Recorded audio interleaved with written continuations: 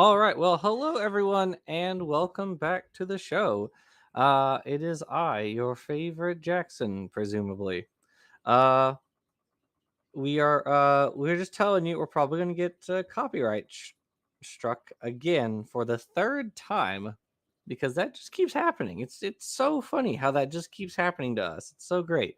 We love to see it. Um, Joining me today is my host and co-host Peter. Hey, how's it Welcome. going? Pretty good. Pretty good. How are you doing? I'm doing fine as always. Always fun to be here. Fun to be on all of the channels actually. So yeah, You are on every channel. I get It's to true. to make a comment or two on Orange channel.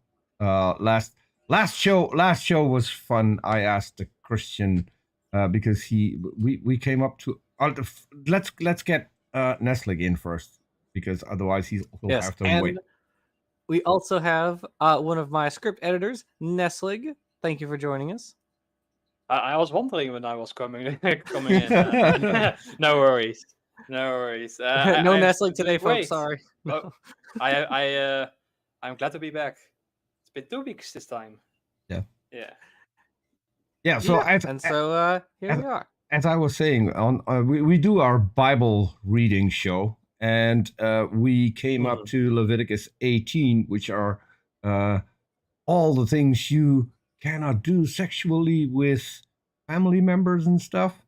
Uh, Mhm. and so it appears that there's a commandment there that if a man lays with a woman, it's an abomination.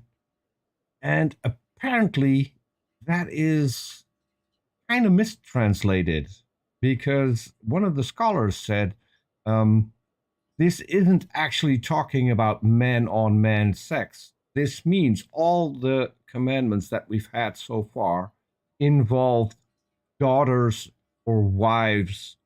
And so this actually means that everything that came before is also applicable for sons and the men. So reverse the commands. So it's applicable for men and women. And we had a Christian on the show, a guy called P Town, and he didn't agree with that. So I asked him, "What would you think is a better Bible, where you can have incest with the young boys, the women can have incest with all the young boys, or Mhm. you can't have sex, a man on man sex?" And I asked him the question 3 times. Mm. Arn asked him to answer my question 2 times. Mm. He didn't answer. So there we are. Well, uh, well, even before we got copyright struck, we got demonetized. All right. Anyways, um, Majestic Pback for $5. Thank you very much. Says for the first strike. Thank you. Yes. Very kind. Thank you. It was not fun. The first video has actually done fine in terms of views. Not last week, 2 weeks ago. The second one has done a lot worse in views, but that's whatever. Anyway, all right, let's see. So in the live chat we have didn't, Icarus and didn't the second one mm, take longer to get reinstalled, or was that just me? maybe I wasn't. I don't remember. We have Icarus and Bitcores and Shipfish and Jake Nelson and Trail Mix and Majestic Pback and Smitty. And I think that's And and Zach Hancock. Zach Welcome. Hancock.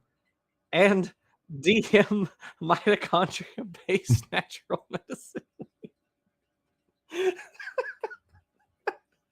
Every week with you.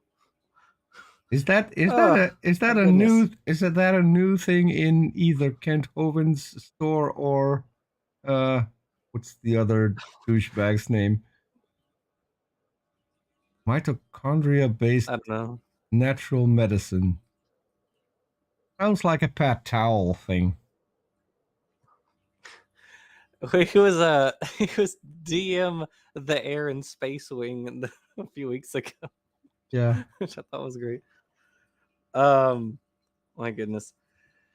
Yeah. So if you guys are unaware, this is this is obviously our third installment in this series or on this video as we're picking it apart piece by piece. And it's kind of funny because we're doing it at a time right now when there's a lot of discussion of a YouTuber who um, has been criticized of like watching videos but not like responding to them. A guy named XQC, and there's a whole discussion about like what does actually constitute fair use, because for a lot of his stuff, basically just kind of watches the video and just kind of goes whoa, whoa, while it's playing, and so the debate is over. Like, well, is that transformative? That sort of stuff. That shouldn't be fair use. You have to make comments and you have to interrupt and put in your own input at least for several seconds at the time. I think is the rule. Not sure if there's a specific time, but it has to be clear that you're reviewing content and not making weird noises in the background, because that I don't think that's luckily we are not. Yeah, we are It's luckily true. we are not XQC. We are not XQC. Yeah, luckily. and so we definitely, and that's kind of what's been so ridiculous about this is we have our like our intro sort of spiel before we even get into it, and then we frequently stop and discuss the contents. I mean, for goodness sakes, we're what, like half an hour in or so, and we're on the third video, and we spend like 2 hours each. Come on, it's ridiculous. Well, we're a little further in. We made it to about 45 minutes last time. So. 45 minutes, okay. But still, 45 minutes of their video versus 2 hours of our content. Like, come on. 4 hours. 4 hours. We did 4 hours on the first. I'm sorry, 2 hours a piece. So this is going to be 6 total hours by the end of this video. Bitcourse says fair use lacks a lot of specifics, which is what makes it so powerful. Yeah, exactly right. A net that it can just catch anything, really, or or nothing if they just choose not to. It's up to them. So anyway, I did also want to open today with a funny story. Turn in your Bibles to Psalms 35 verse 4. No, so. I was on Twitter today, as I am wont to do. You got yours? Yeah. And a creationist said, and Zach was there. He saw it. He knows. A creationist said evolutionists are uncomfortable answering creationist questions about evolution. I saw that. I didn't see that tweet. Yeah, I didn't see that tweet. I saw Covert Cuttlefish, who's a friend of the channel, respond to that saying, hey, Dapper Dinosaur, Dan Stern Cardinal, Zach Hancock, Jackson Wheat, all these guys are happy to talk to you, answer whatever questions you might have. Now, he mentions me in a list of people. The guy, the creationist, responds, oh, Jackson Wheat, I dislike him. He's so arrogant. He said Jackson was a lovely person, says Zach Hancock. With reference to your question, how do these copyright claims get started? In this case, it probably is a bot. They're probably flagging us for the audio. It's now people can file claims specifically, but I think, as Peter has said before, it's the audio. It's just like a bot picks up the audio and they flag us for it. Yeah. Anyway, so this guy says I'm like super arrogant and everything, and well, I said he was ignorant. And he started pearl clutching, like, oh, he called me ignorant. You said I was arrogant. You picked me specifically out of a list of people and said I dislike that guy because he's arrogant. And I just thought, okay. So ignorant is not necessarily an insult. Like, it's... That's true. I'm ignorant of a lot of things. Lots of things. Yeah. Yes, that's true. Yeah, and I said he was ignorant of evolutionary theory, which I am sure is correct because he's a creationist, but... Well, ignorant has also, of course, several different meanings depending on the context. That's true. If you call somebody ignorant for hating LGBTQ people, for example, that is a different meaning. But of course, you didn't use it in that way. Of course, you called him ignorant because he doesn't understand the subject. That's what you mean by it. Yeah. I don't know. It struck me as really funny because he got all pearl clutchy about me calling him Mhm. ignorant after he had out of the gate called me arrogant, and I thought that was really funny. And here's the thing that's something that I wanna talk about, because I've been in a conversation with a young Earth creationist on Twitter for years now, and on Twitter we keep fighting, and at times it's Mhm. just not nice anymore. The thing is, Yeah. though, when you post something on Twitter, the other person will read it in their own mindset and sometimes come to the Mhm. conclusion that you're being arrogant when you're Right. absolutely not, but you're confined to just a few sentences on Twitter, which makes it difficult to have a friendly conversation. I've had Yeah. him on my channel once and then lost the show. Then the Mhm. fighting got even worse because he said I was too scared to post it. When in fact I thought it was a really good conversation, and I was gutted that I lost it. Now I got Mhm. him back, and he's done 2 shows on my channel again with a guy who was on this show, Cypher, who he had blocked at the time because he was even more arrogant than I am. So he had him blocked, and we had 2 Mhm. great conversations in voice. So people calling you arrogant on Twitter, I don't I don't even care about that anymore. It's probably just them reading your tweets in the wrong tone Yeah. because it's their own mindset, because it doesn't work.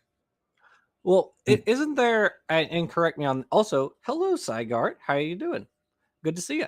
hey, Si. Correct me on this. Isn't it you lose like 90% of the like emotiveness around sentences by like sending them via text, right? It's Yeah, something like that yeah, because they can't hear your tone of voice, they can't see your body language, all that sort of stuff. exactly. So yeah, it's just all lost. Yeah, There's no intonation, and yeah, so right.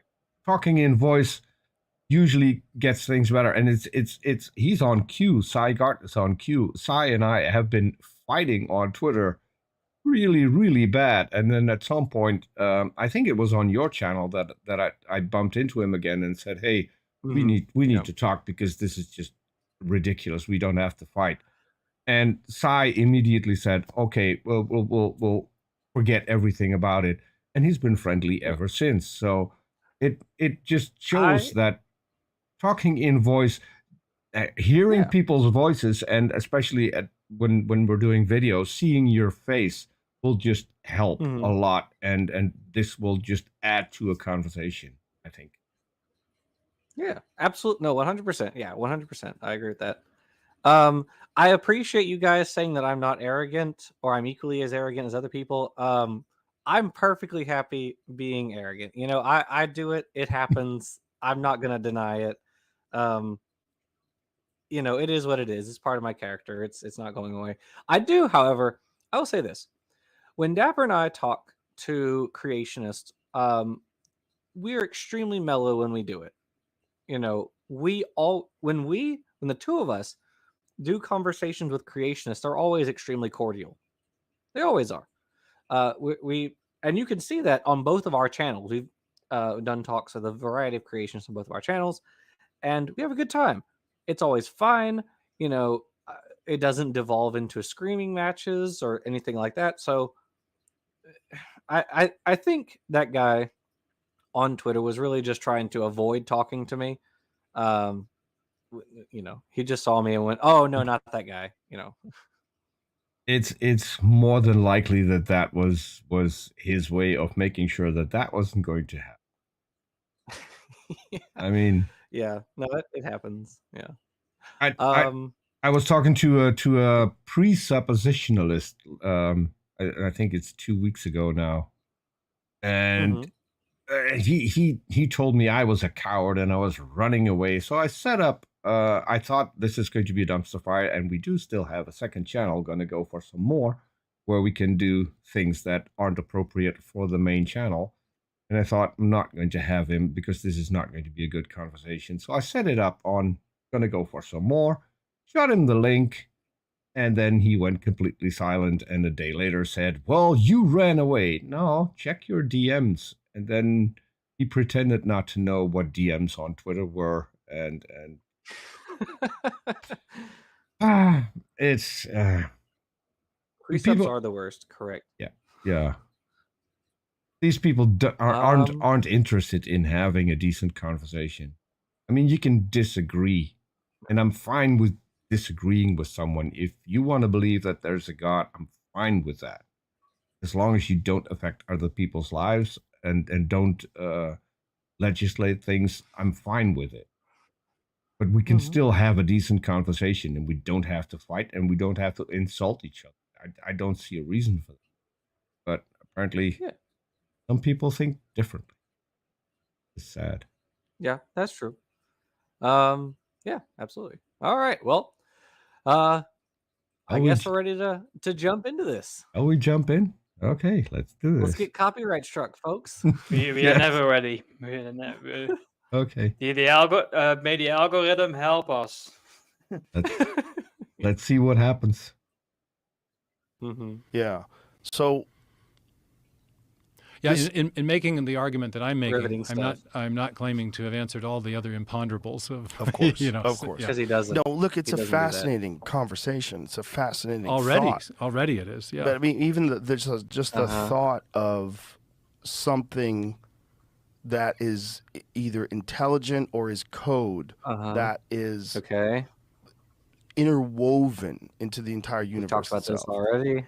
I have a question. Not new. When we think of human beings, we always think of human beings. I mean, that's an awesome thing you just said, actually. I mean, I was talking to my colleague David Berlinski about that very issue this morning. You know, how it's not just the biologists, but the physicists are now thinking of the foundational reality as being informational. You know, and I mean, we've located. We know the locus. Or the place where the code is stored in a living organism. That's an unbelievable discovery. Right. For 2,000, 4,000 years, however long humans have thought about these things, at least back to the time of Aristotle, we've had this mystery. Why does like beget like? Why are children discernibly like their parents? Yep. Why? You know what solves that? In 1953 through 65, we have this amazing flurry of scientific activity that elucidates the source of the signal that ensures that that transmission of hereditary information. And we discovered there actually is a code that is responsible for that phenomenon. We now talk about DNA replication and gene expression, two different things the DNA molecule does. So to me, that's a stop press moment in the history of science and the history of biology, but in the history of humankind. So, you know, this suddenly we have an inkling of how this happens. You know, so what I was going to say is that a human being, we think of them as an individual, but really. Go ahead, one thing that I want to comment on is like when he started by saying like, oh, physicists are now finding out that the universe is fundamentally made up of information. But of course, I think we also covered this previously, like the way Stephen Meyer and also the intelligent design people in general are using the word information. It's very differently from how physicists, especially physicists, use information, because when, like in a general sense, when we say information, we often mean like a message in a textbook or in an email, like semantic information, you know, like something that you can understand and read. But information physics is more about thermodynamics and statistical mechanics. Like it's very abstract, a very difficult concept to explain than the way we intuitively understand information. But of course, I don't know if you can, like, I think we have done a video on that in response to like a while ago, right, Jackson? Like a while ago, I think it's called Creationist Statistics or something. What was the video again called? We did one. Yeah, we did one like that. A long time ago. Creationist Statistics. I feel like we did another one where we talked about that. I can't remember now, but we've done so many videos that I have like memory hold because of how long ago it was. I struggle sometimes to like conceptualize that my channel is 7 years old, and you know, just like stuff I did even just 4 years ago. I'm like, oh god, that was 4 years ago, you know. The weird thing, if I can explain. Oh, go ahead. Sorry. Yeah, the weird thing is though he Meyer says, so finally now we have something. Yeah, finally now you have something that no Bible scholar came up with, because apparently there's no mention in the Bible anywhere of a code or something that even resembles DNA, or how these things are transferred from the parents to the offspring. But it took a scientist to find that, which is always weird because they will claim it's God's work, and yet God never mentioned it. Funny. Like with information and with code and all these terms, like the creationists won't give us definitions, right? Sai points out there are at least 3 definitions of information, they conflict. Yeah, there are definitions you can apply. You can, and I've said this before, I'm a hardcore pragmatist. There's no essential meaning to like words or whatever. Whatever the definition is, we just have to have a consistent definition, right? I don't care what it is, just make sure the definition is consistent, and then we can apply it consistently, right? Like you like Tamatoa from Moana. Pick one. Yeah, basically. Yeah, just I have, yeah. It's like, yeah, just pick a definition. I don't care which one. If it's the same thing with species, right? If you want to say species is this, then okay, that's fine. But then you have to acknowledge when something falls outside of this category, or something like that. I don't care. It doesn't matter to me. These are all these terms have, some degree of arbitrariness just as a result of how language works. It doesn't matter. Just pick a definition. It's fine. But they won't give us a definition because, as we've talked about before, if Meyer says, well, information is, a specific sequence of nucleotides. Well, we know mechanisms that change sequences. We know there are lots of mechanisms. And then suddenly, well, okay, I guess information can be changed through natural processes, but that doesn't work for the narrative that the creationists have, which is that information can't be created by natural processes. It has to be intelligent design of some sort. And so they'll always play this wishy-washy game where they will dodge the definition as much as they possibly can. I know we've talked about this before. When I had the debate with the Muslim apologist, was it Finding Truth? Finding Truth, yeah. Yeah, and the whole debate was, well, what is information? And he never gave a definition. I think his name was Ahmed, right? I think so. I think you're right. But yeah. No definition of information. Then you and Dapper talked to him afterwards. He still never gave a definition. He just expected you to like know what he was talking about, which is not I now remember, like we like both I and Dapper were asking him to provide a quantifiable definition, like what units do you use, like how do we know how much information it is? And he tried to basically argue that we already understand it intuitively, but we were like repeating ourselves, like, no, we don't know what you mean, can you please explain us what you mean? And he got really frustrated because he expects us to just know what he's talking about, basically. Yeah, that's how he was thinking. And I mean, like, I don't care if they want to call a gene information or a sequence of nucleotides code or something. Like, if you want to give it that definition, fine. But you have to therefore acknowledge that information and code and whatnot can originate naturally and can be changed naturally. You have to acknowledge that, and they don't want to do that. Yeah. So, if I can give a somewhat intuitive description of how information is used in physics, like information is really tied to entropy.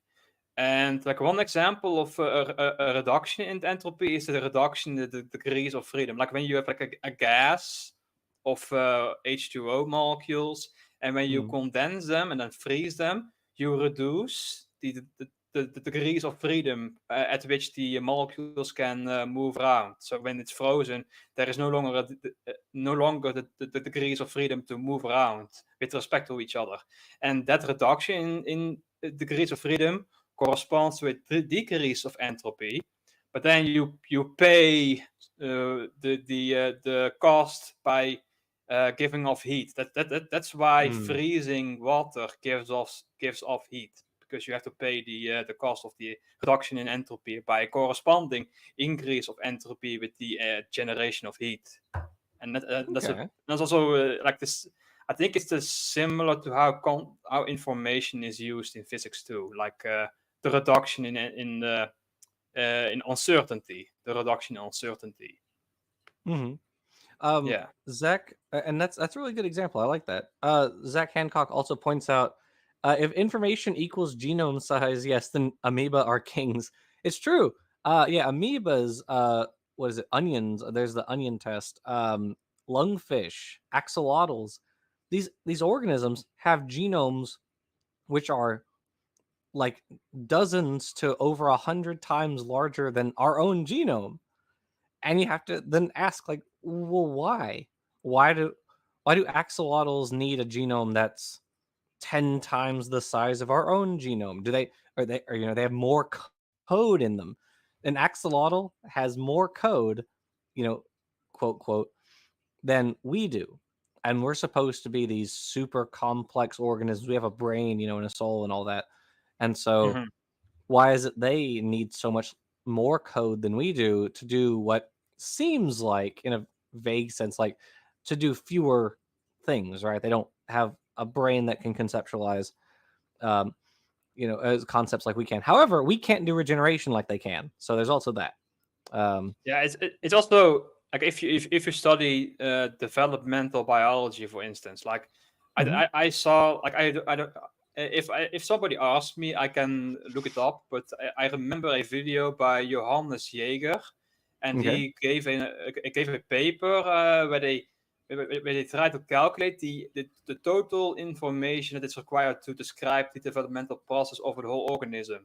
And what it shows is that even if you assume that every nucleotide in the genome, like one nucleotide, encodes like 2 bits of information, because for your 4 variables, like even if you assume the whole genome can store to every bit, it still doesn't. It cannot hold all the information for the entire developmental process. So what it means is that the development is to a large extent emergent.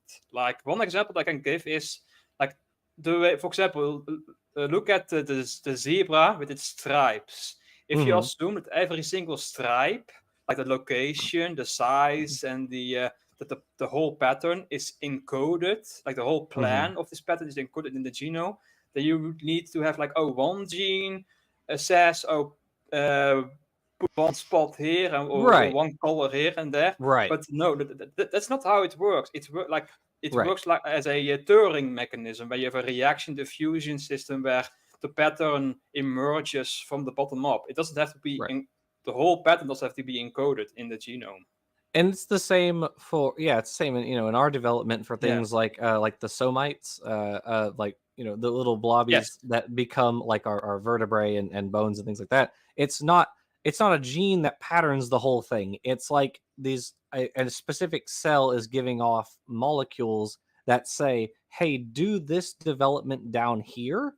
And the further you get away from it, the less of that development is occurring, right? Yeah. But there's no gene for like each millimeter or something like that, Yeah. And also, exactly. if you take one cell away from its context, and you don't get this pattern, but it's an emergent phenomenon where you only get this when you have the cells working together like that.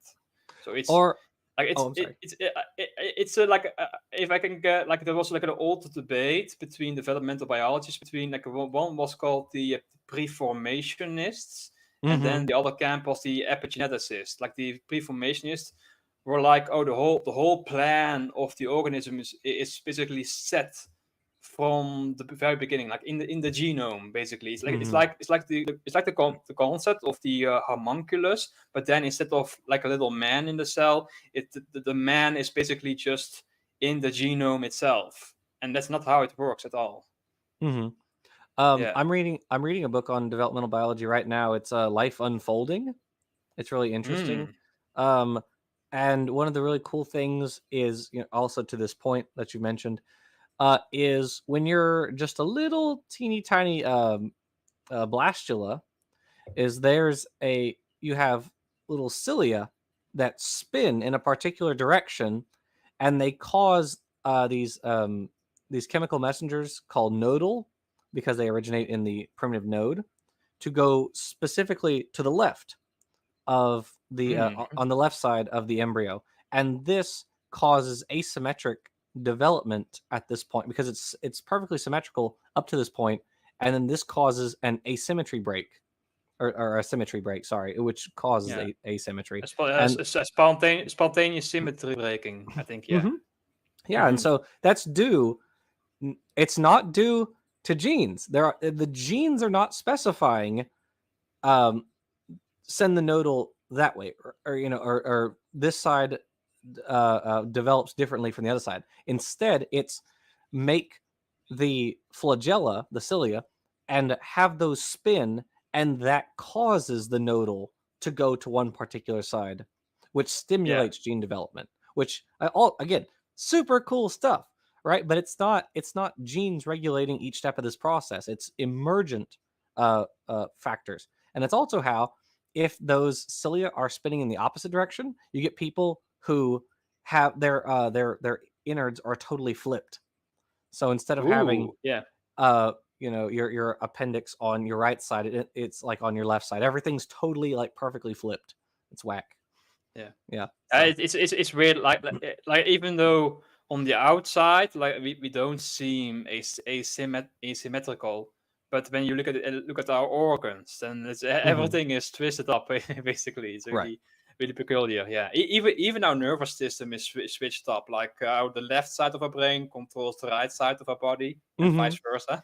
Yeah. Anyway, I think we've got on this point long enough. Yeah, we can move on. Yeah. Really, they're a host for a lot of organisms. The human being does not exist without the bacteria in its gut. The human being does not exist without the flora on its skin, and the human being is filled with billions of other living things, right? Right. That is true. When we think of the Earth, we think of the Earth as a host for billions of life forms, insects and amoebas and plants and animals and all that. He was listening to us. He said amoeba. The planet itself, we think of the planet as an individual. But when we look at a galaxy, a spiral galaxy, we look at that as an individual. We look at that as a thing. When we look at the universe, when we look at God, are we making a mistake by thinking that it's something that created the universe? That maybe the universe itself is this living thing. The universe itself is God. Well, that's actually, can you pause for a second? There are. First of all, I don't think that was a great question, but I've actually heard. I don't know if this was tongue in cheek, but I have heard it said, so I'm going to say it anyways. Marine biologists argue that like the ocean is itself like a living entity. I don't know if you guys have heard of that before. Oh, I have heard about the concept called the Gaia Hypothesis. I've heard about that. Yeah. Well, yes, I've heard of that one. Yeah. I remember watching like a documentary a long time ago where Pansia, yes. Joe Rogan is so high. Yes, he probably is. I mean, he kind of always is. Yes, I was thinking Joe Rogan's. Can I have these having right now? Yeah. Joe Rogan's signature move is asking like celebrities if they've done DMT. That's his signature move. So anyway. But yeah, so I remember watching a documentary in which these like marine biologists were like, yeah, the ocean's kind of like a living organism if you think about it. And yeah, I mean they were probably being metaphorical, but like I don't know, it was just interesting to me. Yeah, Like I Yeah, go ahead. So you finish first. Sorry. No, go ahead. I was done. Yeah. All right. Like about the Gaia hypothesis. Like if I understand it, like I have a very limited understanding about it. The people who first proposed it was it had almost like teleological connotations, like as if the whole Earth had a intent behind it. But then, as research went on, there is actually a point where like the whole Earth, like the biosphere, together with the hydrosphere and the atmosphere, like also the lithosphere, the rock itself, are like interconnected in a way that maintains the whole system. Yeah, it's absolutely. actually very interesting. Like I've been doing some research on photosynthesis, and it's an interesting argument that the rise of oxygen like changed the rate of production of granite, which is the main component of continental rock. So the reasons why we have like large land masses is maybe because we have a high oxygen atmosphere. Well, I mean, and I wouldn't be surprised, I guess, because we did watch that video. We read that article that when we were watching that stupid Matt Powell video, where he said that like life is required for certain minerals to exist. So that makes sense to me. Yeah. Yes, Robert, I think Robert Hazen is a good guy to look up on that. Like he's about the mineralogy and the reason why Earth has like over 4 times as many minerals as any other rocky planet or rocky body in our solar system is because life makes these minerals. Yeah. A stupid Matt Powell video as opposed to what? Very true, Doorknob Head. Very true. But then I was interrupting you again. Sorry about that. Oh, I don't even know what I was saying. Sorry. Anyway, we can get back to it. You were talking about minerals. Oh, I was just, I don't even remember. Maybe, I don't know. Minerals are cool. But by minerals, you were saying that life makes many kinds of minerals in of how life affects our Earth, and I was just basically mentioning that a researcher called Robert Hazen is a very cool guy to look up on. How minerals is. Yeah, I mean, I just remember we talked about that in a previous video because we were doing the response to Matt Powell when he said, oh, they say that life comes from rock, but the article was like saying that sort of tongue in cheek. It was referring to the fact that organisms, put out different molecules that allow for certain minerals to form, and then to your point that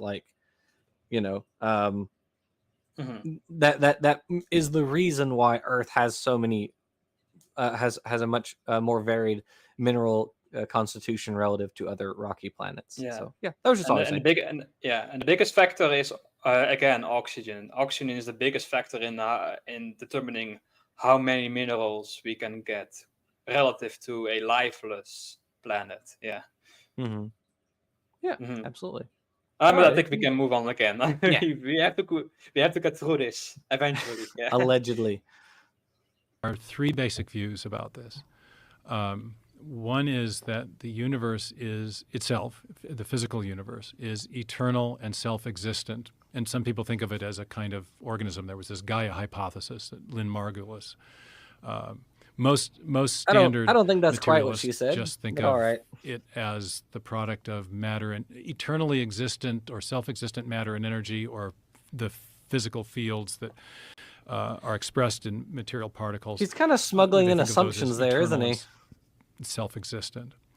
The other view is a more pantheistic view that there is a kind of God, but it's not an agent or a conscious mind to whom you could pray or with whom you could communicate or who has communicated or created, but rather it's sort of like the pervades the physical universe, and it is also eternal and self-existent. And then the third view is that there is a transcendent creator beyond the universe who brought the physical universe into existence. And who brought him into existence? I feel like those... Just to finish the other thought, and I'll come back to that. Yeah. Those are not the third view is the view that I hold. I'm a classical theist, and I think the scientific evidence is pointing in that direction fairly strongly, in part because we now have evidence from multiple lines of evidence suggesting that the universe did in fact have a beginning. The material universe does not look to have been eternal and self-existent. And so then to answer... Which is... Okay, wait a second. I have to jump in because more and more cosmologists are saying it didn't have a beginning. It changed states, which is different than having a beginning. Right. And so... Right. The Big Bang was not the beginning. It was not the first point of the universe. And he should know this. I created a meme. You were talking about how your channel is 7 years old. I created a meme in 2015 saying that if you're saying that the Big Bang is the start of the universe, when you watch the movie The Wizard of Oz, do you think that when the movie changes from being sepia and goes into full color, that is the start of the movie? It's basically like that. Yeah. I mean, we don't know if there was a before the Big Bang. And when I say we, the physicists don't know, as near as I understand, because I'm not a physicist, but as near as I understand it, they don't know what was before, how long there was before, or if there was before, right? That these are all open questions right now. As at present time, currently, these are open questions. Go ahead, Nestle. I have I know a guy called Leo Villiers. Like he's really into physics. And from what I can understand is the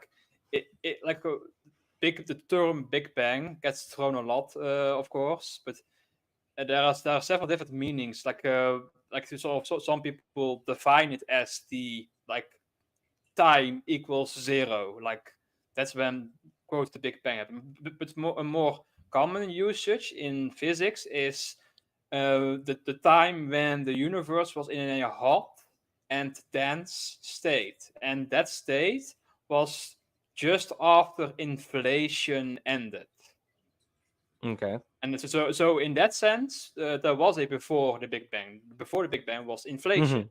Of course, there are many question marks about inflation. Like inflation is still pretty theoretical. If I understand it, I don't understand the subject very well, of course, but if I understand it from what I've heard, is that the inflation is not yet confirmed. At least, like that they are looking for gravitational waves to come to see the aftermath, what can we expect from inflation if it's happened. But it would explain a lot, how the universe is pretty homogeneous. Everywhere you look, everything looks pretty much the same. So inflation would explain that. But of course, there are more things we need to look into. Yeah. Right. Yeah. Absolutely. Again, I'm not a physicist, and I don't know a lot about physics. So if somebody else, please don't take my word for it. But yeah, right. Yeah. Same for me. None of us up here are physicists, but from our understanding, right, there could have been, or there was, depending on which definition you use, and we don't know what the length of time that period was. We just don't know as of right now. So when Stephen Meyer said this, he was wrong. I know, big shock, but he was wrong. There is one thing after the point, what I mentioned about the hot and dense state, after the question mark inflation. After that point, we know a whole lot. Those conditions we can test directly in the Large Hadron Collider. Those conditions, So we do know a lot, and that's when we know a lot about the universe. Yeah. But in any case, I think we need to move on. Sorry about that. All right, we can keep going. Yeah, Scott Duke says, I hope you're not almost done. I missed the first 42 minutes.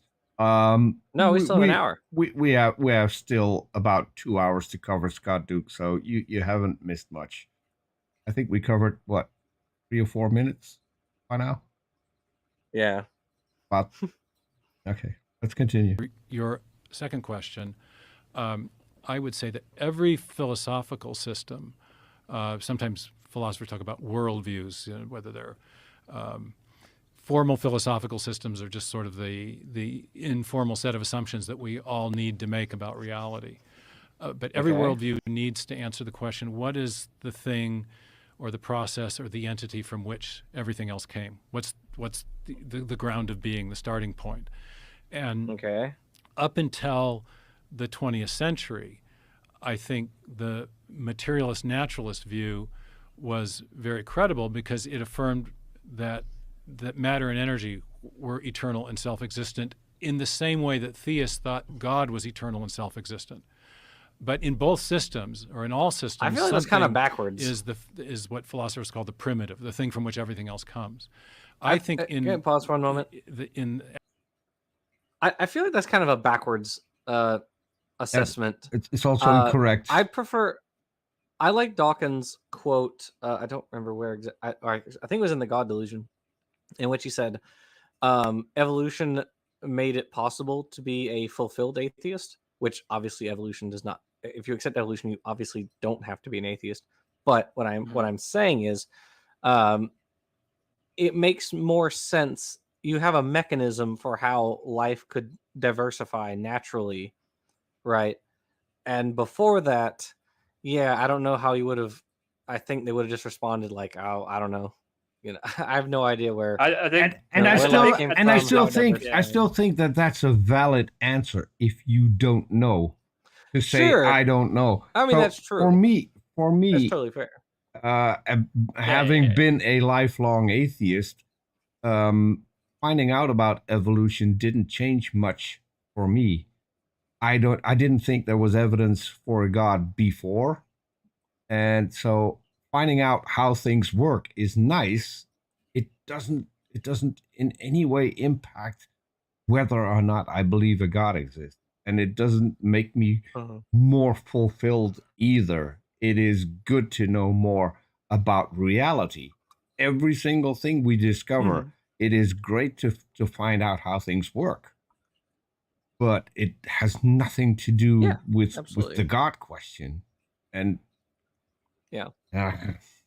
okay. Yeah, I also think that it's a human tendency to, like, of course, as you said, the answer I don't know is a valid answer, but I think like humans are we have a tendency to avoid the feeling of uncertainty. Like we tend to grasp at the most easy answer that we can find in our surroundings. We want things to have an explanation. We want to know how things happen. But I still think it is incredibly dishonest to just assert things and then to say, I know how it happened. Don't know. If you assert a God, you don't know that the God did anything. Yeah, that's true. Alrighty. Okay. Keep going. Yeah, as a consequence, or in the wake of our modern cosmological, astrophysical discoveries that the material universe itself had a beginning, that matter and energy is now a poor candidate to be that eternal self-existent thing. And therefore, I think that the theistic view that a transcendent creator is the thing from which everything else came, without itself being created, is the best place to start our philosophical. So, if you could pause for a moment. As Jeffrey Lauder pointed out when we had him on like a couple months ago, the existence of the physical universe is evidence for naturalism. Like, it's because the natural world exists. That is a prerequisite for naturalism being true. If theism is true, the natural world does not have to exist. There does not have to be a physical world. You can have theism be true and have a totally immaterial world, right? Of just like angels or demons or whatever. That a physical world does not have to exist on theism. Now you can say the fact that the universe exists might be evidence for theism over naturalism, but we don't know if the universe did have a beginning. We don't know that right now.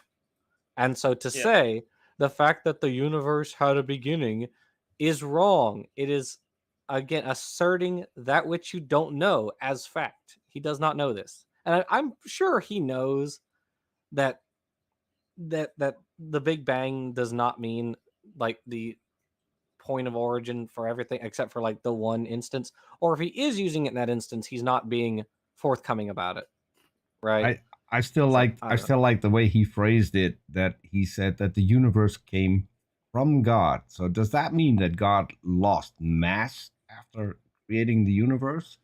It is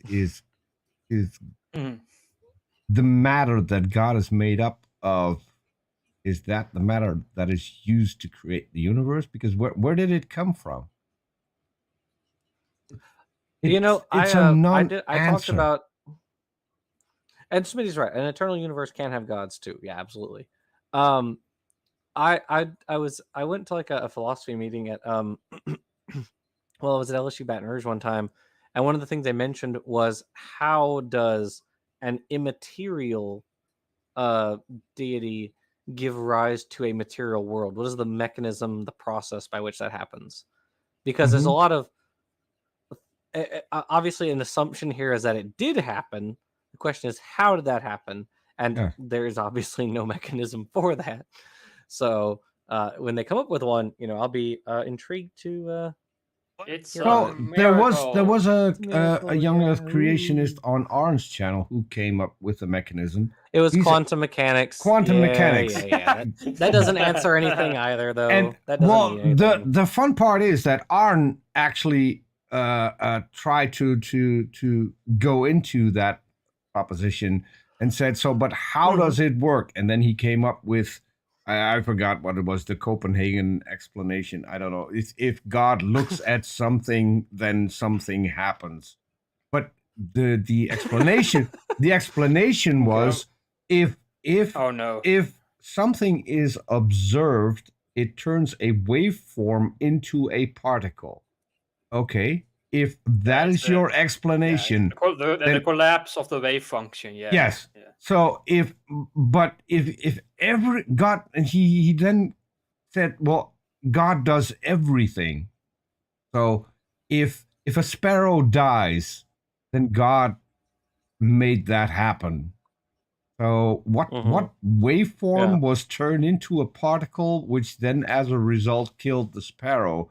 And so the more Arn was asking questions about that, the more the creationist was struggling to come up with answers, because apparently then God doesn't do everything, because God can't have a God who kills birds. I mean, the way killed Schrodinger's cat? Yes. God did. God killed Schrodinger. Yeah. Say my name, Schrodinger. No. Yeah, it's still. It would be nice if a creationist came up with a mechanism that could work, that a disembodied mind could do. Because even if you're going to go with the quantum mechanics, if God is a disembodied mind, he can't look at something because he's missing eyes. He just thinks about it and it happens. That's how it works. Yeah. All right, we can keep going. Thinking it provides the best explanation for what we see. When you say but it doesn't really. There's direct evidence that the universe has a beginning, what do you mean by that? Well, it's a fascinating story, and when I tell in the new book, Return of the Gaia Hypothesis, it starts. There are basically three different lines of evidence. There's three different classes of evidence, if you will. There's the evidence from observational astronomy. Maybe we should just start there, and then I'll tell you about the stuff from theoretical physics before I'm starting to keep flopping off my head. Sorry. You can adjust them. They push in. Yeah, oh, good. There we go. It also helps if you put them on top of your head and not behind them. Well, it's an unbelievable. It's another one of these. I think maybe part of my story is that I was always fascinated with these You keep falling off, yeah. issues They're at on the back of your intersection head, of man. science and philosophy, where the scientific evidence leads you to a big philosophical question or possibly conclusion. So back to the ancient Greeks, we've had this debate: is the universe eternal and self-existent? Has it always been here, or is it finite? Did it come into existence? So he's just gonna point to like, the fact that the universe is expanding. That's evidence that it had a beginning. No, that's not evidence it had a beginning. That is evidence it was smaller in the past. Yes, and also, what that means. If you have a debate and you have a conclusion at the end of the debate, that is still not evidence. Yeah. It's not testable. It's My not verifiable. It is a conclusion you come after talking, and you might even be wrong, because what do you do while debating? Sorry, I was reacting to Nestle, it brings me a lot of joy that you're so tickled by the fact that he was like wearing his headphones like behind his head. Yeah, like I was like Peter's comment was like perfect timing for me. Like I don't know how, but it really made me crack up. Like Peter's comment, like I've been watching that. I've been watching that since the first show, thinking, does he not know how to put on headphones? Because this is not going to work. Yeah, so it's like, my guy, have you never worn headphones before? I mean, okay, maybe he hasn't. Maybe we shouldn't be making fun of him, but my goodness. Zach Big Hancock has an explanation. He doesn't want to mess up his come over. Oh. Oof. Anyways, moving on. All right, we can say. Moving on, yeah. Was there possibly an external creator that brought it into existence? In the 1920s, we get the first scientific evidence that helps us to answer that question. Coming into the 20th century, most physicists assume that the universe is eternal. It's infinite. It's past eternal. You can go back as far as you want. There's always matter. There's always energy. There's always space. There's always time. In the 1920s, Edwin Hubble is at Mount Wilson in Southern California, the big observatory there. He's a lawyer who's come into astronomy at a very propitious time. It'll actually be really funny if Joe's like, the astronomers have just started building these great dome. Just don't say the universe had a beginning. Yeah. If Joe like comes back with like, I've had a bunch of physicists on and they don't say that the universe had a beginning, it's gonna be like, yeah, that, and I wonder why he hasn't done that yet. But by the way, Jackson, you're lagging a little. I'm not sure what's going on. I think Joe's just like waiting for him to finish. Oh, am I? Am I still lagging? Yeah, not anymore. Not anymore for me. Yeah. Yeah, you're still lagging. Oh, sorry, I didn't realize it. My bad. Really? Am I lagging out there, folks? Well, nothing's been weird for me on this end. It's just for me. The fun part is the people can't see you, but I can, and so I can see when your video freezes, and so okay. But sorry about that. You seem to be okay now. Yeah, you're good now. Okay, continue. All right. Telescopes. Yes. And they've also been developing photographic technology that allows them to collect a lot more light over a long period of time. And he starts looking at the distant galaxies. No, actually, well, they were nebula. They didn't know whether they were galaxies or not. And there was a debate right up to 1920 whether or not the Milky Way in which we live is the only galaxy, or whether these little smudges that they were detecting on the photographic plates, with a little dot of light with smudges, whether those were other galaxies or just a star with gas around it. And Hubble was able to use some new techniques for measuring distances to distant astronomical objects, in particular to these nebula. And he found that the distance to the Andromeda Nebula was measured at 900,000 light years, but the accepted measurement for the distance across the Milky Way was only 300,000 light years. So clearly the Milky Way could not contain the Andromeda Nebula, so therefore the Andromeda Nebula wasn't just a nebula, it was another galaxy. And in the ensuing years, then, as he uses the big telescopes and these new techniques, he establishes that there are galaxies galore, spiral galaxies, spindle nebula galaxies. So we now know, I think I put in the book, I used the number 200 billion galaxies. I think I've been since corrected that it's another order of magnitude. He loves numbers. Every creationist loves numbers. It's just unbelievable. It's true. They like really big awareness numbers. of the vastness of the universe has expanded in really 100 years. It's amazing. Right.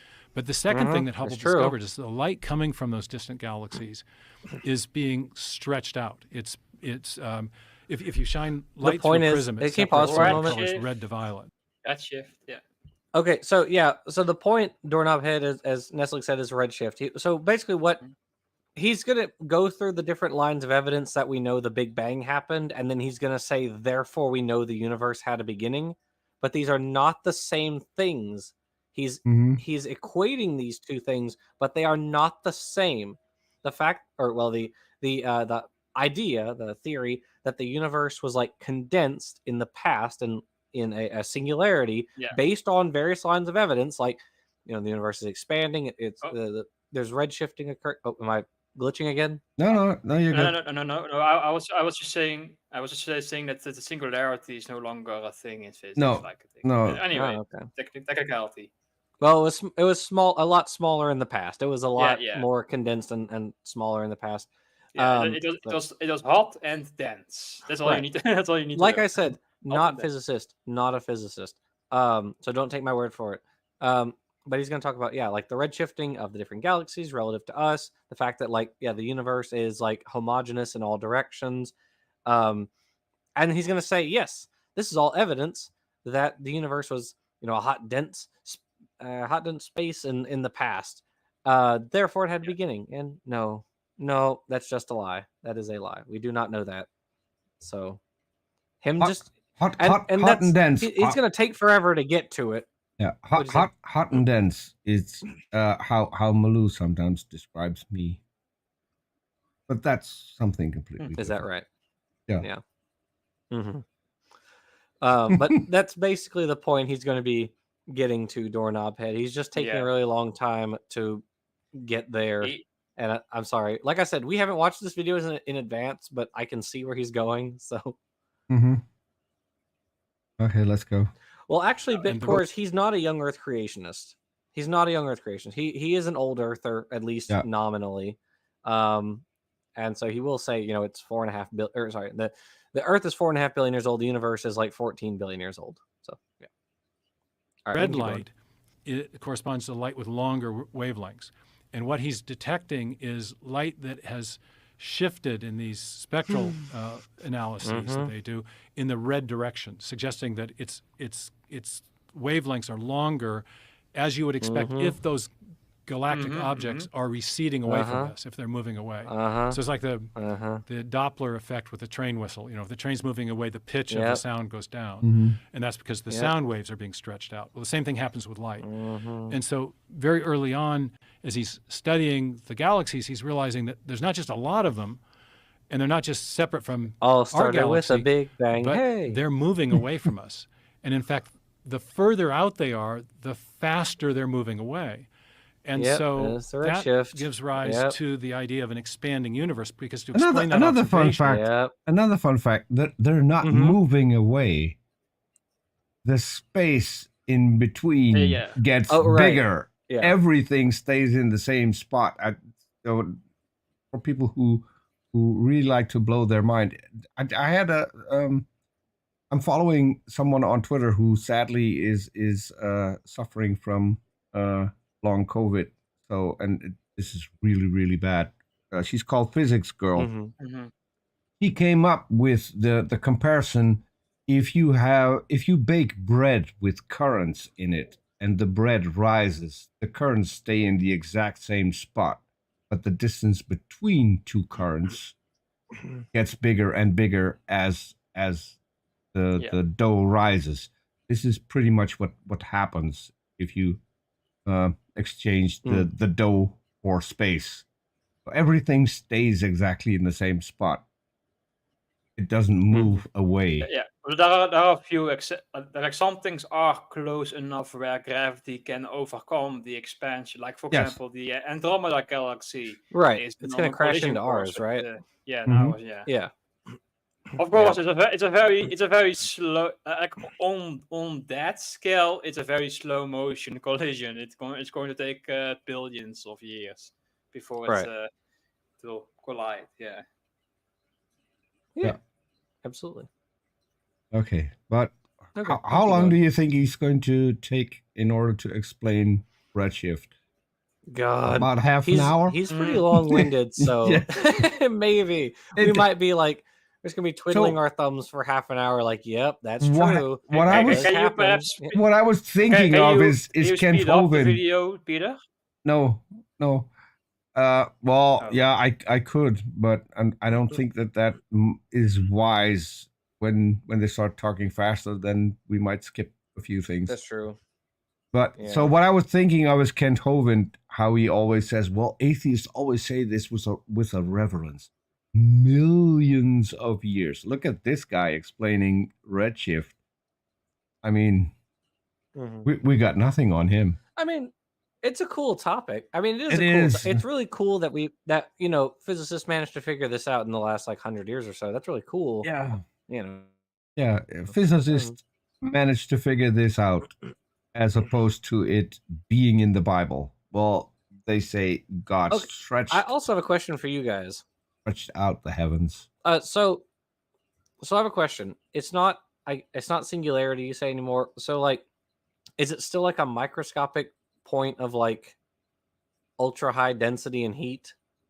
I don't think it's a microscopic singularity point. Go ahead. Sorry. Yeah, that's at least what I got. So Arn recently had Sean Carroll on his channel. It's not a microscopic dot anymore. As far as some are concerned, there's still no real consensus about it either. They're still trying to figure out get more evidence. Okay, I gotcha. So they aren't sure at present what the size of that initial state was. As far as I know, if I can say the singularity is basically when according to the mathematics of how we describe physics or not normally in normal situation. When you use those descriptions at that point, you run into situations you get infinite values or 1 divided by 0 situations. You cannot divide by 0, of course. That's what it means. That's what singularity means. Of course, the physicists are now saying we don't have an actual in reality an actual singularity. What it means is that when we run into singularities with mathematics, our descriptions of physics break down at a point. So we don't have an adequate description of what is actually happening at that point. Okay. Yeah. So that's at least that's how I understand singularity to me. So is it it's just a quirk of the mathematics that we use in normal situations. For example, if you know the standard Newtonian law of gravity, mass 1 times mass 2 divided by the radius square, I've heard of that. If you have a radius of 0, no distance, how strong is gravity? Infinite. Of course, it doesn't work like that. That's what singularity means. You get situations like those. So my question though is it just we know the universe was a lot smaller, but it wasn't microscopic per se, but it was a lot smaller? Yeah, obviously. That's actually I don't know if you know the YouTube channel PBS Space Time. I've heard of it. Yeah. I have not watched it. Yeah, like if I've seen an episode where they explain that actually the universe proper is perhaps perhaps infinite. It's just that the observable universe is just like the horizon of where we cannot see any further because like light has not had enough time to travel those distances. But in reality, the universe is like infinite size. So even if you go back in time to the Big Bang, the universe would still be infinite size. It's just that the portion that's the visible universe was just smaller, but the whole universe is still infinite. Okay. Yeah. Whack. Exactly. It's weird because it's hard to you struggle with conceptualizing this because we have no way to conceptualize it because it doesn't exist in our time in our view. Mm-hmm. But it's a fascinating topic. True. All right, we can keep going. Yeah. You have to posit something like a roughly spherical expansion of the whole to account for that what's called the Hubble relationship, that the further out, the faster they're going. And so that's big discovery number 2 for Hubble. First, there are other galaxies. Secondly, they're moving away from us, and that is suggesting that the universe as a whole is expanding. Now, as you wind that picture of the universe backwards in time, if in your mind's eye you think of, they call it back extrapolating, what the universe would have been like 100 years ago or 1,000 years ago or a million or a billion, however old the universe ends up being, eventually all that galactic material would have converged to a common point past which you cannot back extrapolate. So that point then marks the beginning of the expansion of the universe, but arguably the beginning of the universe itself. And so that's arguably. Why is it arguably? Now, why is I it? think there Why? are other No, that's not how that works. That's not how that works. If you just assert that it's also the origin of the universe, then it's fine. Don't worry about it. It's just fine. It's fine. Don't worry about it. It's fine. No, but it isn't. It's fine. It isn't. It isn't the origin. It is a change of state, and that is. Did you see the way he did that? Yeah, and you see how happy he is about it. It's the origin of the observable universe, also the universe as a whole. And anyway, like moving on. And now look at that happy face. I did it. I smuggled it in. Look, squirrel over there. Go get it. Yeah, no, wrong. Can't do that. Sorry. Yeah. He that was like the biggest doing so well. switch I've ever seen. Yeah, he was doing so well, and then he ruined it. Never mind.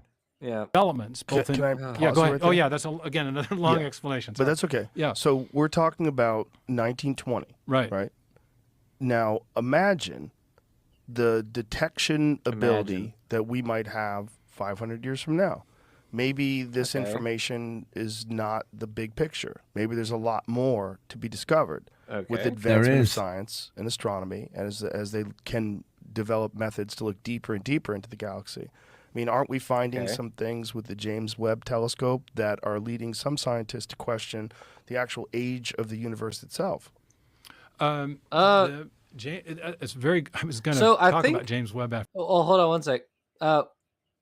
So there was one paper that came out that has been since retracted that tried to argue the universe was like twice as old or something like that. But like I said, it's been retracted. And there was a lot of publication or a lot of publicity. That's the right word. A lot of publicity on this paper that was like, aha, this math says that the universe is twice as old as previous estimates. And it turned out, no, their math was off. That paper got retracted, but too late. The publicity already ran with physicists know nothing about the universe. Actually, twice as old, which, is terrible. Yeah. The one thing that did come out is that they found galaxies that shouldn't have formed yet. So at least we get new information that we still struggle to figure out how things work. Yeah. But that is what science does. There wasn't a final conclusion about the age of the universe. It's approximate until more evidence comes in, because this is how science works. And it's not that scientists know anything. They do, but they know things based on the information they have. Right. It's like as I mentioned before, like after the question mark inflation, you have the classical Big Bang, where the universe is a hot and dense state, where you have, like, I think at that point you have a quark gluon plasma, like basically quarks and gluons. But then a few seconds later, the temperatures cool down enough for the quarks to become the first nuclei of atoms, and then a few 100,000 years later, you get what's I think it's called the recombination era, where now, like, you went from a plasma where the electrons are free to move, and then suddenly the universe cools to a point where the electrons are now bound to the nuclei of atoms. So now you have like a neutral atom, no longer a plasma. And from that point on, there are question marks of how long it took for the clouds of helium and hydrogen and such to become the first stars and first galaxies. Like some say in a few 100 million years, or maybe as quick as a few tens of millions of years. Like that, like in the beginning of that era, before the first stars, there are still a lot of open questions of how fast things collapsed gravitational wise. Yeah. Zach makes a really good point. There should be a ban on any media agency from publicizing something until it has at least been peer reviewed. 100%. Oh yeah. Fully agree with that. Yeah, no, there are too many. Oh gosh, actually, just this past week there was the talk of the what was it? The superconductor, the alleged room temperature superconductor, which was promising to revolutionize all of like modern technology. And now that would have been super cool and very helpful. However, sadly, it's not.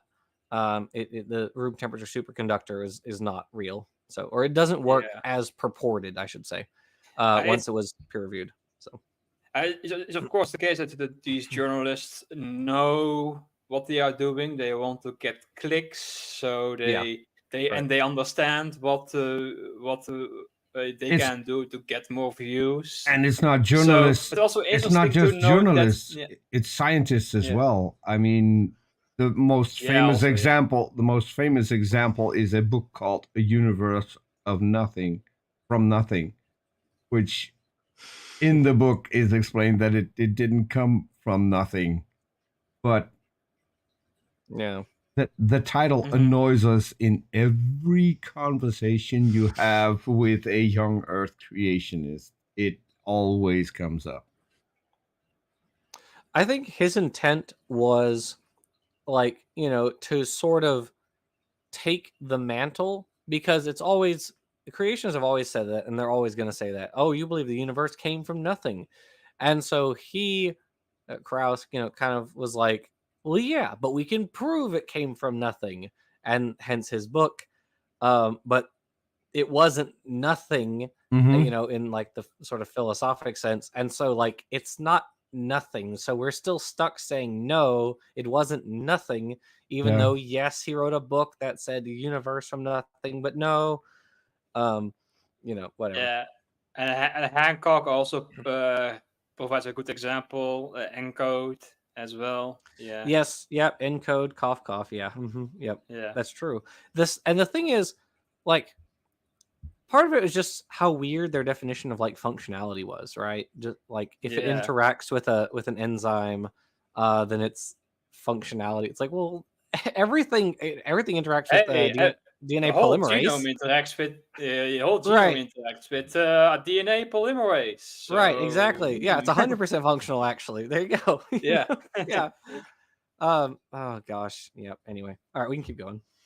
Yeah. You started the question, but it's the James Webb, I think, has provided. First of all, the answer, there is some debate though now about the timeline. Well, the debate, as I understand it, let me answer the first part of your question, and that is, of course, all the arguments that I make in the book are provisional based on the best science that we have. Right. And that's all we can do as Lol, scientists and LMAO, philosophers of science. no. Okay? We're not. But we're What? It's provisional? He says it's made with the best science of our time. Then why do you lie about the Cambrian if that's true? Why do you lie about physics if that's true? It's bogus. Absolute bogus. It only applies to his stuff, Jackson. That's how that works, not to anyone else's.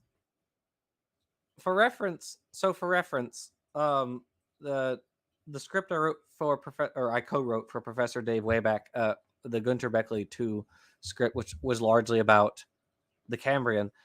Gunter lies about the Cambrian. Meyer lies about the Cambrian. They all lie about it because they have to make it seem like it was. Meyer literally said the Cambrian is when you first see animal life, and obviously it's not. I gave Professor Dave like loads of papers on animals in the Precambrian.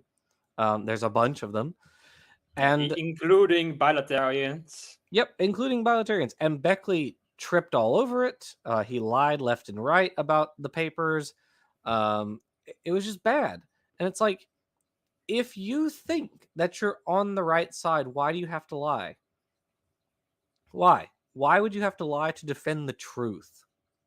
That's what I don't get. I don't understand it. Now, I'm sure some people would say, well, maybe he's not lying here. I'm sure he believes that he's right, but he just has to selectively read papers to be correct. There was a good analogy called, I think it's called Menton's demon or something demon. Do you know, like there was like an ex-creationist who described, like he described his own previous thought process as like a demon who is selectively picking and choosing which information to take in and which information to discard. I think it's called Menton's demon or something like that. Well, they definitely do that. That RJ points that out a lot. They're selectively, they selectively quote mine, right? They can skip all the parts that are inconvenient to their argument and cut out the one sentence that kind of, if you leave all the other context out, kind of seems like it supports them. And then their audience, of course, doesn't go fact check it. They don't care. They think, aha, person I like said this. It's right. Morton's demon. Morton's demon. All right. All right.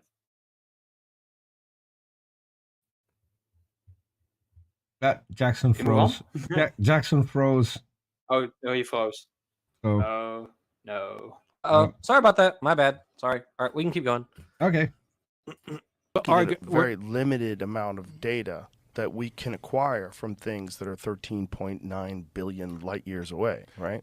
Sure, but it is striking how decisive the indicators are of a beginning based on what we're discovering. And James Webb has only reinforced that. And there's kind of a long story there. I'll try to make it short. Can we pause you right here? Oh, yeah, I'm sorry, I have to pee. Oh, yeah, so excellent. We'll come back. James Webb. James Webb. Okay. I gotta awesome. Yeah. Condense my thoughts. So I give you a shorter sorry. answer. Sorry, we're back. I didn't even make it for an hour. No. So, worries. James Webb. James Webb Telescope. And James Webb. Yeah, there's been a lot of media reports suggesting that the findings of the James Webb Telescope have undermined the case for the Big Bang or the Big Bang Theory.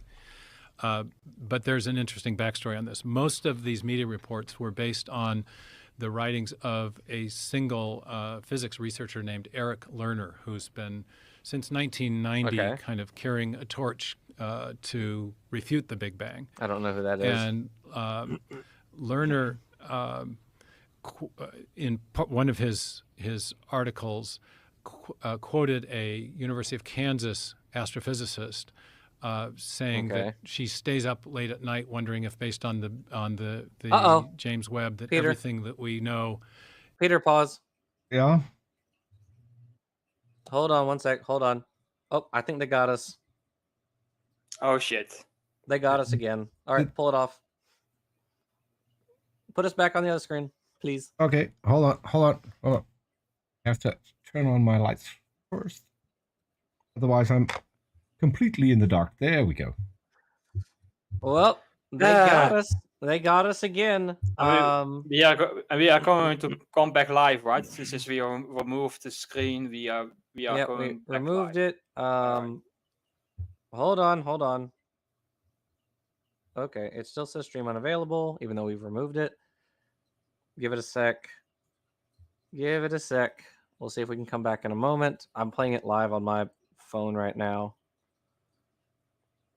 It still says stream unavailable. We already changed it. Yeah, it takes a while for it to come back. Well, it's not like a 3 strike out you're out rule, right? No. They do this to us because they're sucky. Give it a sec. I don't think it's not back yet. It's bogus. Such bogusness. Anyway, how you guys doing? You having fun? Yeah. Yes. I'm hoping that Stephen will get to something biologically related. We can eventually. Yeah. Eventually, yeah. Well, he kind of did, kind of at the beginning, and then he sort of turned away from that. We've been talking theology, I think, the last video, and now it's yeah. Actually, funny enough, John Perry watched the first one. Yeah. Yeah. It was a little bit of biology, a lot of theology, then some cosmology. Is it gonna come back, Peter? Yes, we're back. Are we? Yes. And we're back. Okay, fantastic. All right. Well, sorry about that, folks. We do apologize for YouTube being garbage, but they are. You know how it is. Yeah. Well, I don't know. I guess we'll call. I guess we'll call it for now. You say we're back. It still says stream unavailable on my. No. Refresh the screen. Phone. The live chat is saying that we're back. That's fine. All right. Okay, that's fine. Whatever. All right. Well, we do apologize for that because somebody said earlier that the Joe Rogan Experience is a bag of Richards doing like what Dapper does for AIG on his channel, which I really did appreciate because it's true.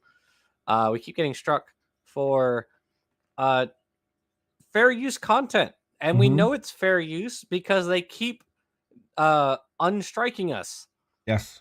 It's like it's struck for like a week or so, and then they release the strike on it, and then everything's fine.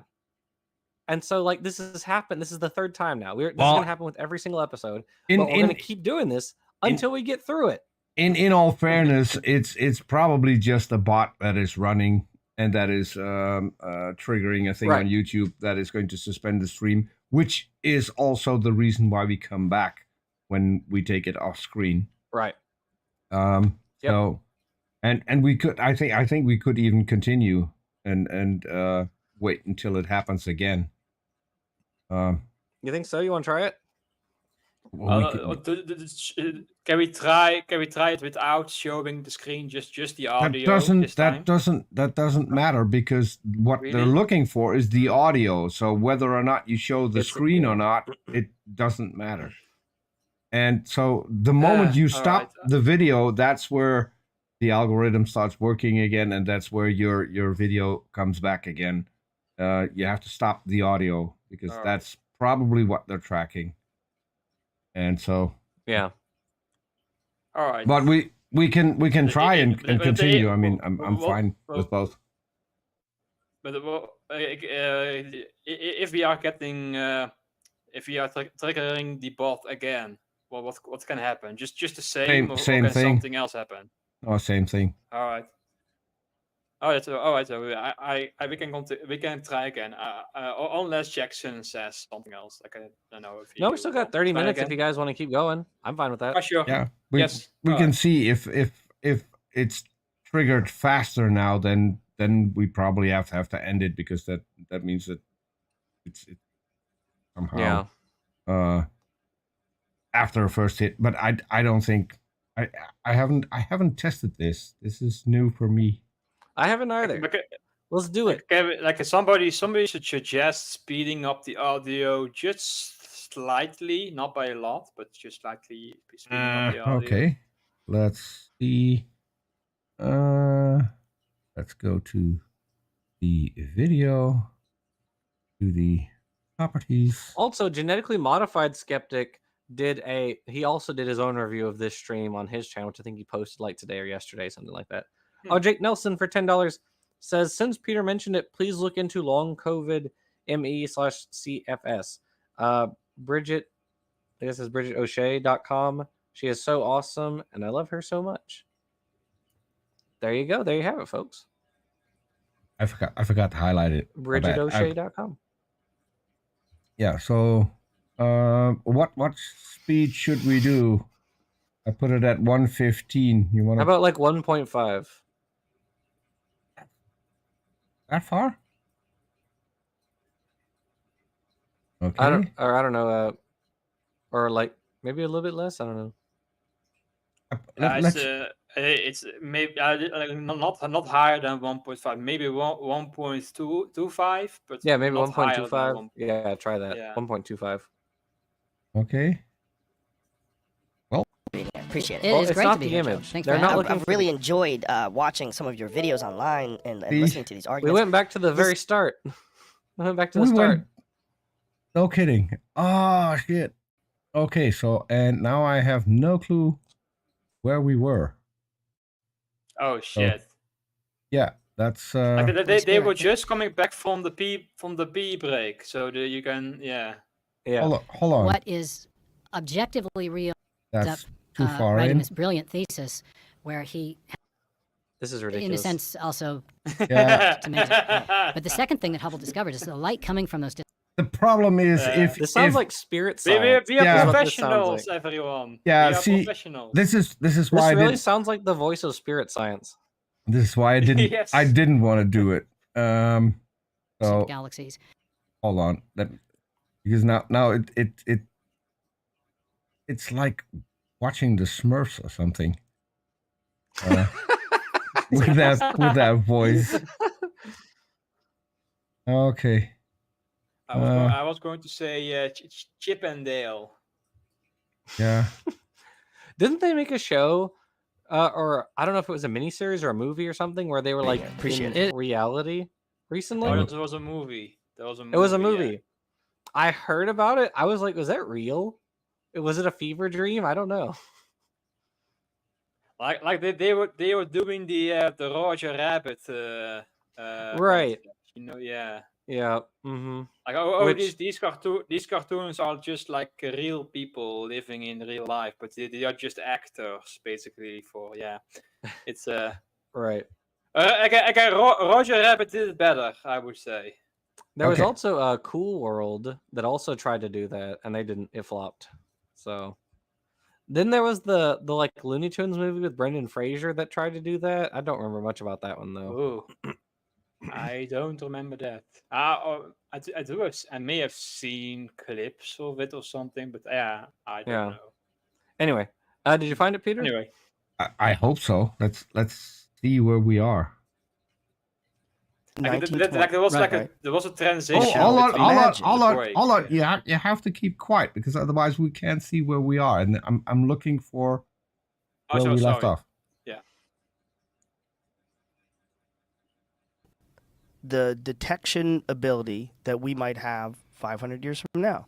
Maybe this information is not the big picture. Maybe there's a lot more to be discovered with advancement of science and astronomy, as they can develop methods to look deeper and deeper into the galaxy. I mean, aren't we finding some things with the James Webb telescope that are leading some scientists to question the actual age of the universe itself?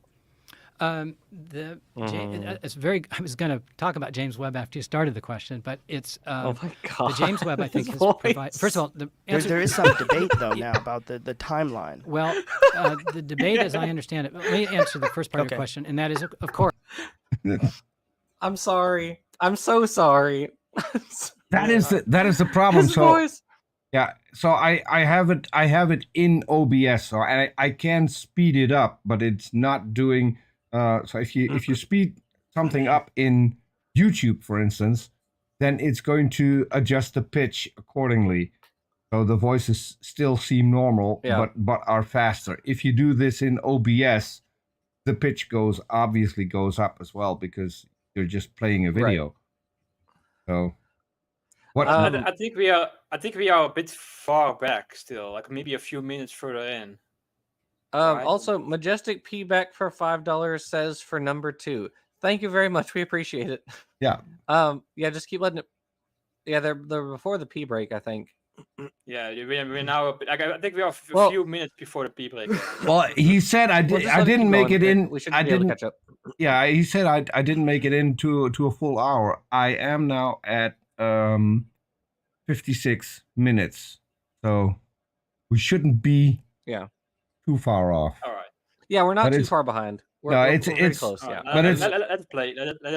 It's pretty difficult to figure out if you haven't got a clue where you left off, and then finding it in OBS. Yeah. So that there's still not the best option to play back, but for this kind of shows, at least for me, it's the best way to play back.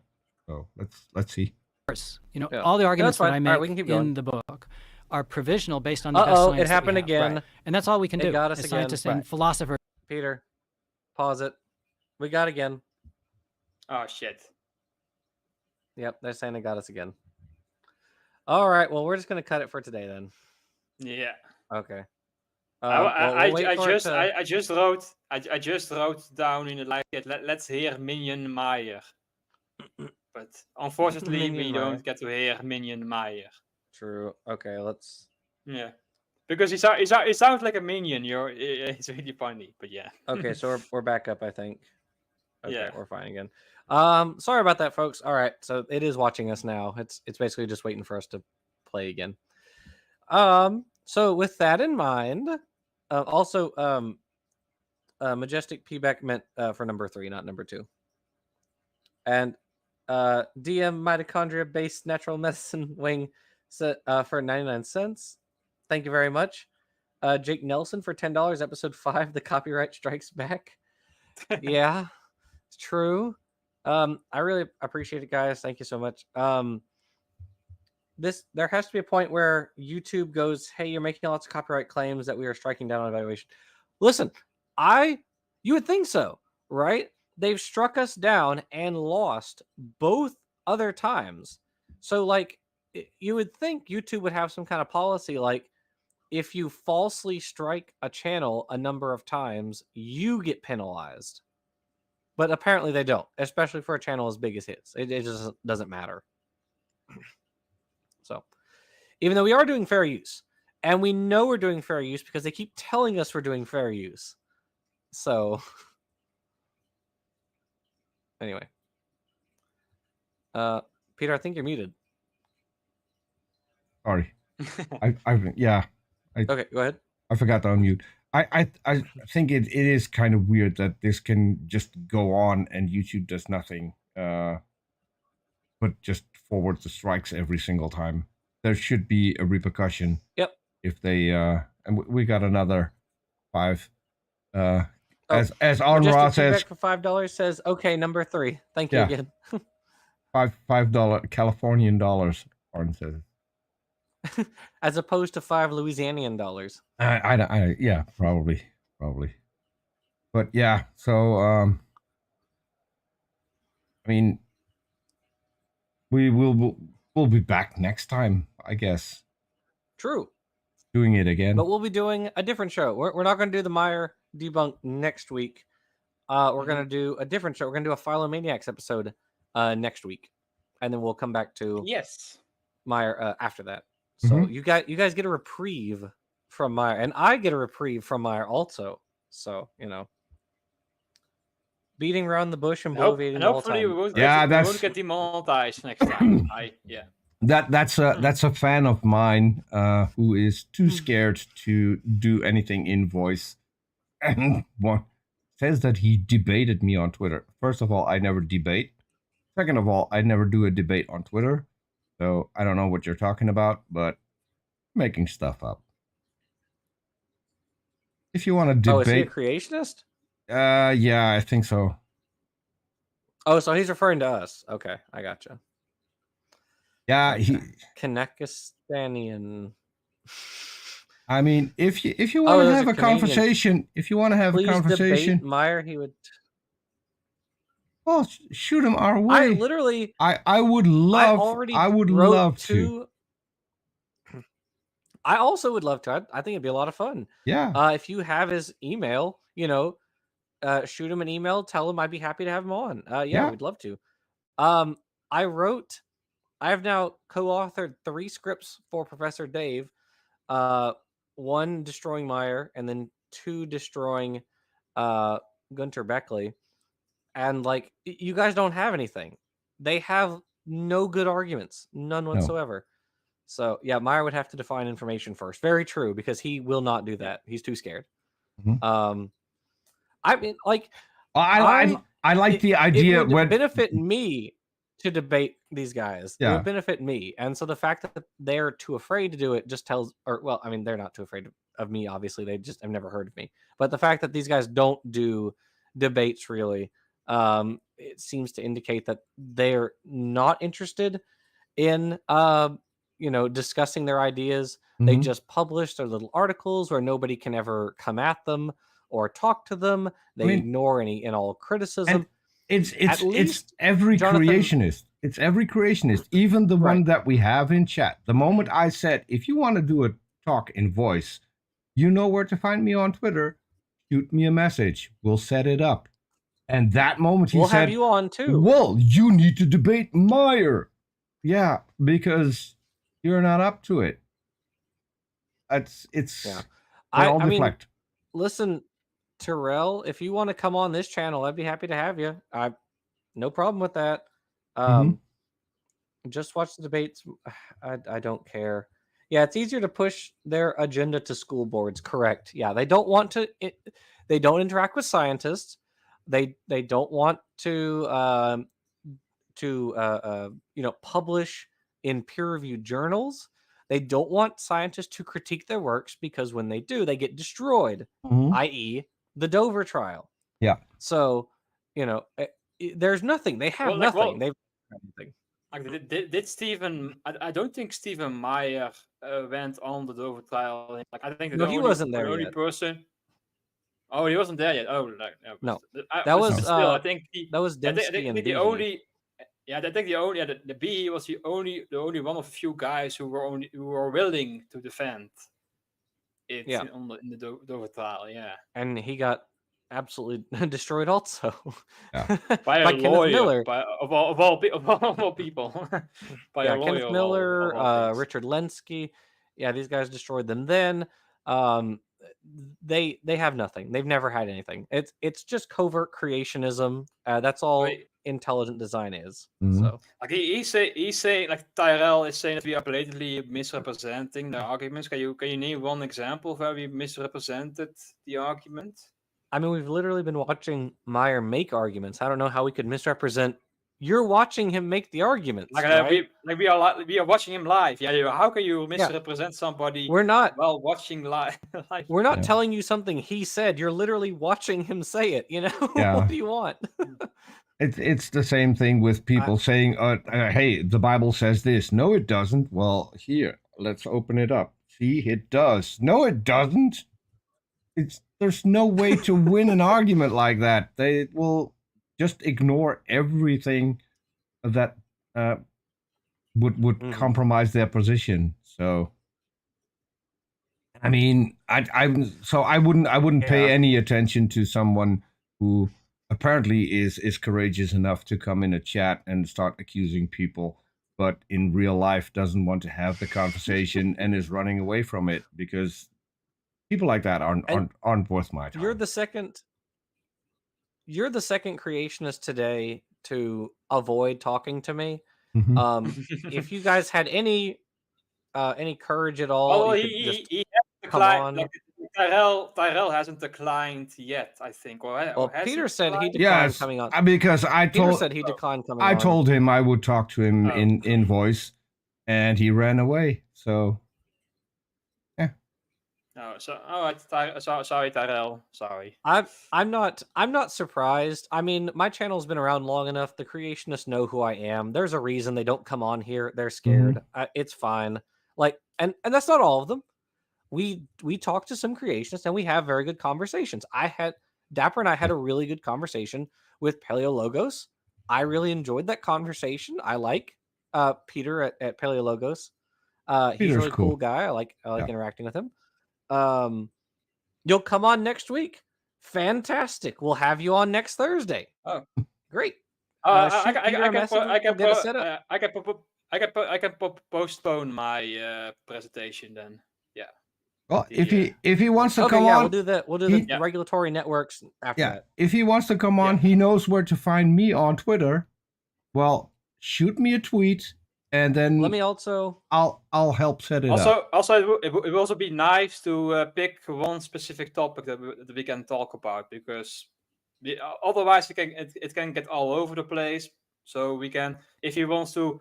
Like a small list of a few things, maybe like like 2 or 3 things he wants to talk about, then we can get a good idea of what we can discuss. That's perhaps a good idea too. Like Tyrell, if you want to. Yeah. All right. Yeah, Tyrell, I would. Jackson. Peter a message, and then Peter, I guess, clue me in on that. One thing, I do think that we would need an intake conversation first. Because I'm not entirely sure that this guy would make some great content, but that is up to you if you want to risk it. No, it doesn't matter. Well, I mean, I'm fine with. Listen, I'm fine with that. A dumpster fire, it would be really.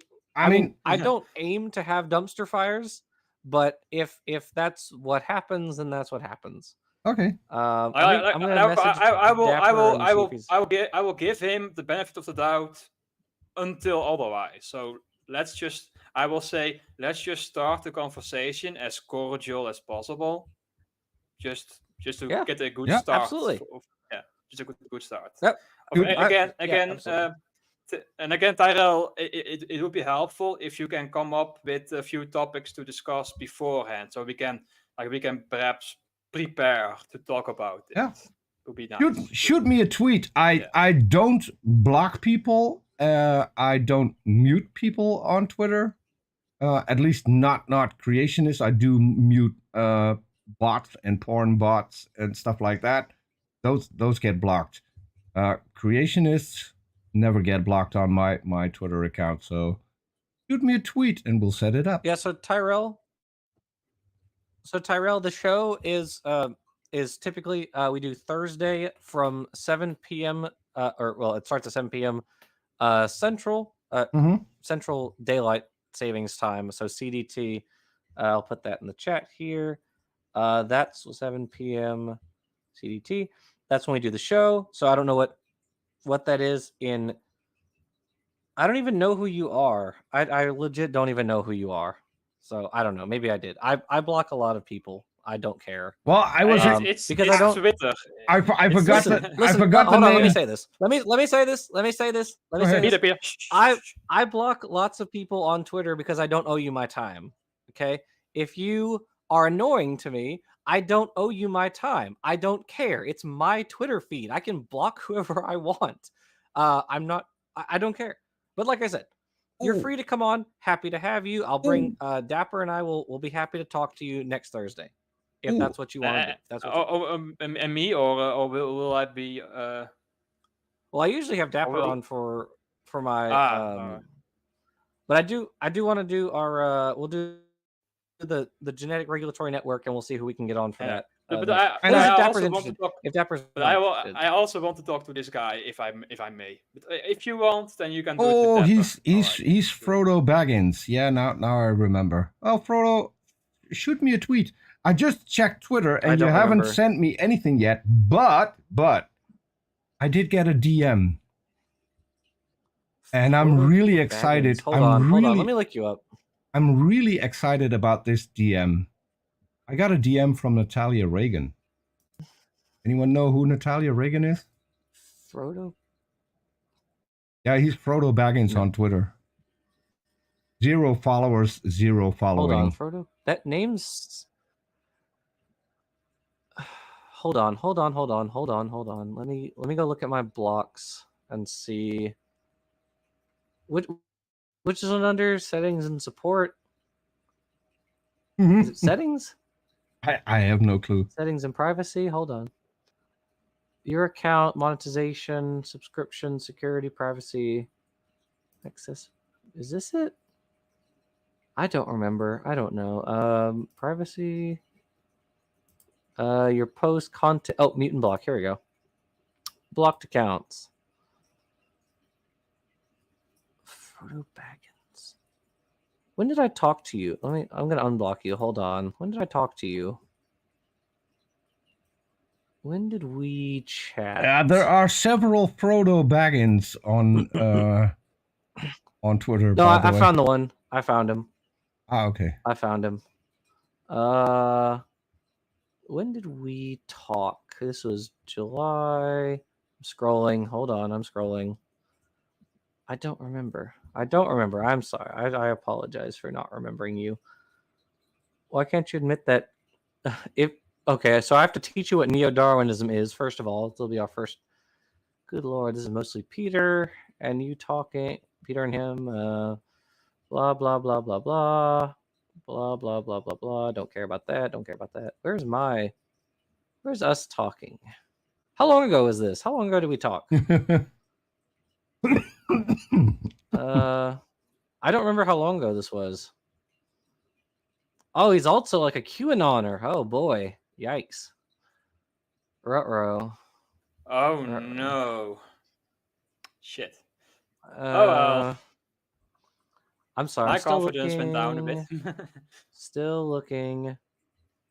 God dang, how long ago was this? Yeah, if you think if you think today we still abide by neo-Darwinism, then you are sincerely mistaken. He's mistaken about a lot. Gosh. That's what it, yeah. I mean, based on that comment alone, yeah. Riveting content, Jackson. I know. I'm sorry. I'm sorry. Well, I'm sorry. Here's folks. the thing, I'm Jackson. trying to find it. I literally can't find it. I don't know when we talked. Jackson, Whatever. what I did want to say is I got a DM from Natalia Reagan. Do you know Natalia Reagan? Okay. Do you know her? No. So she was one of the groupies in an episode of My Name is Earl. But she's also a brilliant science communicator. Oh, wait, I think you have talked. Yes. She's one of my favorite science communicators on Twitter. And so I was hoping to get in touch with her to see if we can set up a show. And so she DM'd me her email address, so I'll be trying to do that. So fingers crossed. Oh, is this it? Oh, did I finally find it? I think I finally found the... Oh! Yes! I do remember you. Oh, yes. I remember now. Okay, this was the guy who I said Beckley lied, and he said, prove Beckley lied, so I did, and his response was, and I quote, "This is a sideshow." That was it. That was literally his whole argument. Mm-hmm. He said, show me a lie, and I did. I showed him Gunter Beckley lying, and he was like, I don't care. It doesn't matter. It's like, bro, if he lies, if Gunter Beckley lies, if he has to use lies to support his argument, then he's misleading you. Mm-hmm. He is not in pursuit of the truth. He is lying. That is what that means. So I can't help you, my guy. I really can't. If you think that people have to lie to support the truth, then I have bad news. They're not supporting the truth. They are About your video. Which one? Which video? Are you talking about the Gunter, or sorry, not the Gunter Beckley, the Professor Day videos? Which one? Give me a specific flaw. All we did was cite paper after paper after paper. So if McMenamin is saying it's full of flaws, he would have to say that the paleontologists we cited are all wrong, which good luck with that, I guess. Mm-hmm. But yeah, McMenamin also did give Meyer's Darwin's Doubt a positive review, so I don't trust him. Don't trust him. Sorry. I find that very suspicious. Yeah, the second one. Yeah. No, give me a specific thing that he said is flawed. Because all we did was cite the paleontological literature. Like we did. We showed every single paper that we cited. So you would have to argue those papers are all incorrect. It's not coming from us. It's coming from the paleontologists. Oh no. This paleontologist he's referencing is the guy behind the Triassic Kraken hypothesis. You're familiar with are you familiar with the Kraken? Yeah. Oh shit. Yeah. Shit. Oh no. Oh no. Yeah. No, that's pretty funny. Yep. Countless scientists and countless is 4. Okay. And they're all from the Discovery Institute. Okay. So Tyrell, can you give me an actual problem you have? Not like you say, oh, well, so and so disagreed. Oh, a bunch of people agree with him. I don't care. Give me an argument. Give me an argument. And don't because come you're not giving me arguments. And don't come with you have to watch this video, because we're not going to watch videos. Come up with an argument. We're not going to watch hours and hours of videos in order to figure out. Give me an actual argument, my guy. What do you want to talk about? It's not citation bluffing is the creationist way of saying I'm not going to read a paper. It's literally all that means. You guys are he just did citation bluffing. He just says, "So I reached out to this paleontologist, and he says you're wrong." That's also citation bluffing. Yeah. Whoops. Sorry. Yes. You're right. Yeah, exactly. Yeah. And also, if it's so transparent. Mm-hmm. The citation bluffing claim is so transparent. It's literally just means you guys don't want to read the literature. That's all it means. You guys are cowards. If you read the literature, you would know what's wrong with your arguments. Again, please pick one topic or pick one argument or pick one specific question that we can discuss. So that's all I would ask of Tyrell to do. But if anybody if anybody is not familiar with the Triassic Kraken hypothesis, like this paleontologist, basically what you have is fossils of vertebrae of ichthyosaurs, and this guy thinks it looks like a self-portrait from a giant octopus or something. Like he thinks this thing was rearranged to make a self-portrait of itself. Like that's how what. I remember hearing about it. It's just it's nonsense, absolute nonsense. Here it is. Like here's a link to the Wikipedia article to begin. It's really bizarre. Well, we'll have to see if he actually shoots me a tweet and comes up with a thing that he wants to talk about. I wouldn't count on it. So at least be prepared to do Nestle's show next week. Just in case he doesn't show up, because I don't think he will. We can. That's a plan. That's a plan B. If he doesn't show up, then we can just do our own thing. Look at this. Okay, so also I do want to point out McMenamin has repeatedly criticized neo-Darwinian theory as inadequate to the task of explaining the evolutionary process. Joining with Lynn Margulis and Russian symbiogeneticists, McMenamin has argued that symbiogenesis theory is important as one means of addressing the gap in our understanding of macroevolutionary change in conventional neo-Darwinian terms. Okay, so he's on the whole like speciation requires endosymbiosis with Lynn Margulis, which was nonsense. Jackson, it's wrong. Jackson, it's cool, but it's wrong. Jackson, he wants you to describe how a land mammal can evolve into a whale. We have the fossils that show how that transition took place. Yes. Like You want us to discuss the actual fossils that already exist?